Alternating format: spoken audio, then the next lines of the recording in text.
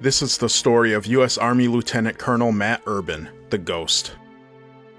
Matthew Louis Urbanowitz, who would later go by Matt Urban, was born on August 25, 1919.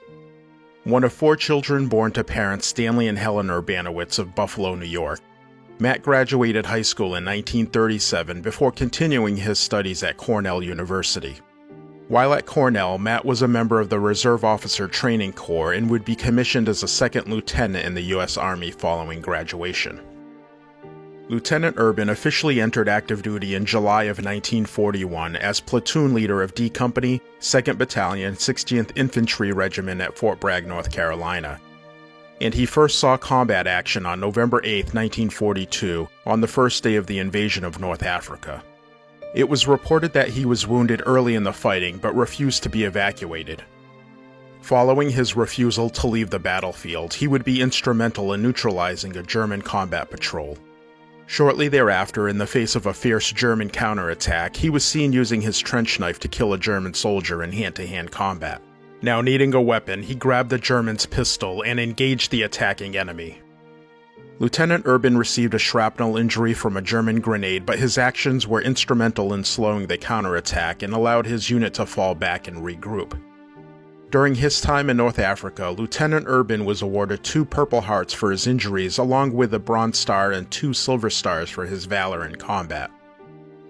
The 60th Infantry Regiment left Africa in July of 1943 and made their way towards Sicily, in support of the recent Allied invasion.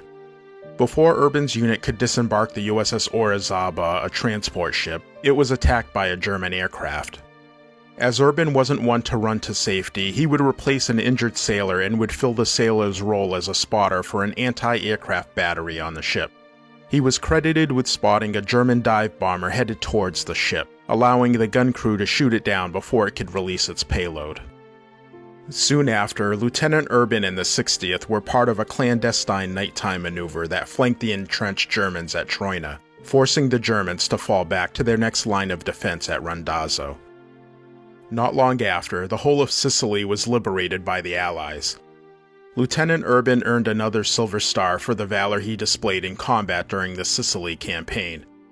Amazingly, Lieutenant Urban's actions to this point would be eclipsed by his heroics in France and Belgium.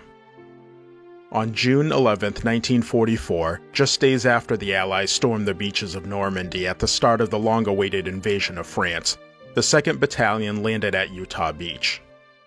Days later, on the 14th of June, Urban, now a captain, led his men in attacking the town of Runoff.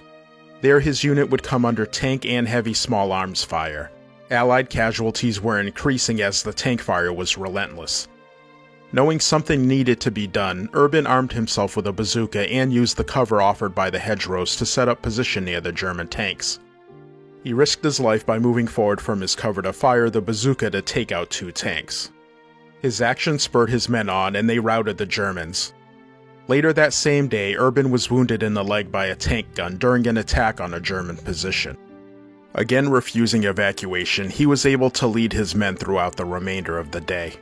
And with little rest, at 0500 the next morning, Urban and his men would continue their attack. Shortly after, he was once again wounded.